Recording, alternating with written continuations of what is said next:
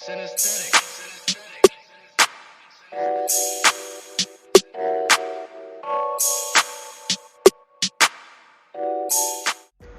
Good morning, good afternoon, good evening. Welcome to Daily News, Everyday News, Breaking News on Prince Mila Entertainment TV. Today is the 25th of November 2021. Remember, guys, to like, share, and comment, and follow us on all our social media platforms: Instagram, Facebook, Prince Mila Entertainment, Facebook group, Prince Mila Entertainment TV. We are also available on Twitter at P Mila ENT. Follow us on Twitter and we follow back. And so when AD came back from our COP26, the man, he came with a big smile. He was telling us everything that happened in the UK. But now the United Kingdom Parliament has called on the regional bloc, in particular South Africa and Zambia, to act swiftly on Zimbabwe to arrest the deterioration, political and socio-economic crisis bedeviling the country. Zimbabwe came up for discussion in the UK Parliament, where human rights violations, the Patriotic Bill, suspended by-elections, among others, were on the agenda. The UK parliamentarians said Zimbabwe should meet conditions including holding free and fair elections to be able to return to the Commonwealth. President Emerson Mnangagwa wrote to the Commonwealth in May 2018 expressing Zimbabwe's willingness to return to the 54-member grouping after nearly 2 decades. The late former President Robert Mugabe withdrew Zimbabwe from the Commonwealth in 2003. Baroness Hoy asked the Minister of State, Foreign and Commonwealth and Development Office, Lord Armed of Wimbledon, what more could be done to nudge Zambia and South Africa on Zimbabwe's crisis. In this regard, we have engaged directly at the highest level with the South Africa government and will continue to engage with other regional partners as well as regional associations, including the African Union, on this priority, Ahmed said. Southern Africa Development Committee, SADC, and other organizations, including more broadly the AU, have a key role to play and must lead on these discussions, as people want to see an exclusive progress Zimbabwe. Within Zimbabwe, we must see rights restored, constitution respected, and human rights, which includes the rights of other political parties to participate fully in the democratic process, guaranteed. Those will form part of our current and future discussions with key partners.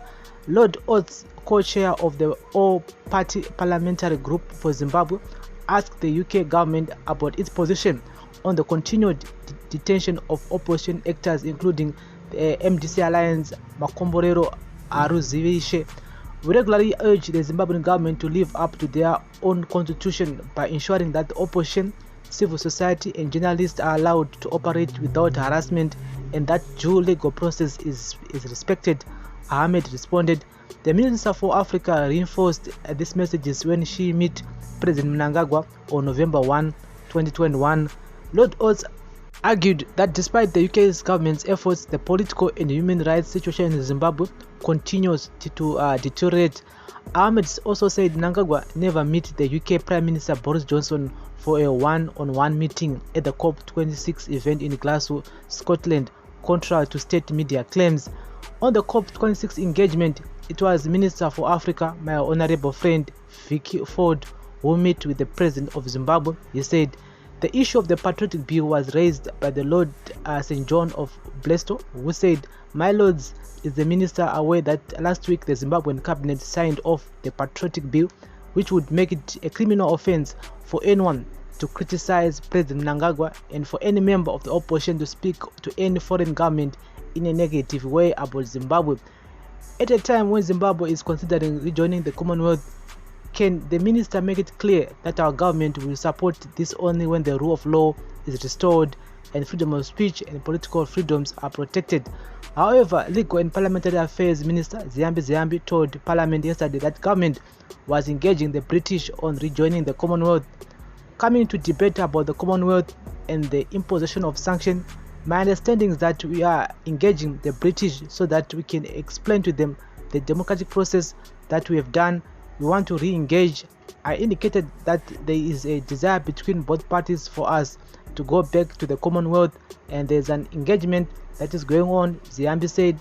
ZANU-PF Secretary for Youth Affairs Popuraito Garapi proposed a patriotic bill in 2018 to prosecute Zimbabweans that allegedly speak ill of the country and advocate for economic sanctions. Presidential spokesperson George Charamba could not immediately comment on the matter, while Information Minister Mnangagwa said she was in a meeting and asked for questions in writing. So guys, that's the latest here regarding to the British Parliament, regarding us as Zimbabweans joining the Commonwealth. And remember, Takava Commonwealth in 2003 after President Robert Mugabe withdrew, and because of the pressure hondo minda yakanetsa nguwa and so ED wants to rejoin, but there's a lot of things that he still needs to do.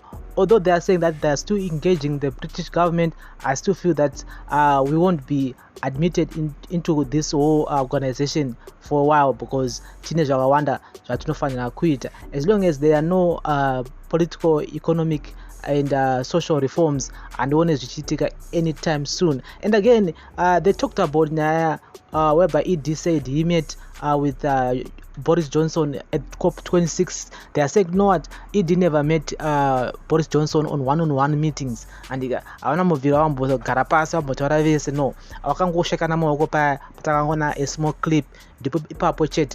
ED never met Boris Johnson on a meeting there in the UK, contrary to what Herald and other state medias were saying. With our ED vakagara pasi na Joe Biden vakagara pasi na Boris Johnson vakambokurukura nyaya, and saka zvisinei, the main issue here in the Commonwealth, and the pressure is now on South Africa and Zambia and to be the mediators in this whole situation. In Mnangagwa has to feel that the problem in Zimbabwe can only be solved by Zimbabweans. And South Africa has been involved lately during the Mugabe time. We all know what happened then. So Zimbabweans are the only people who can actually solve Zimbabwean problems, and we can't expect Zambia to come and solve our problems, or South Africa to come and solve our problems. No, we can solve our own problems. So I still think that we still have a long way to go when it comes to human rights, freedom of speech.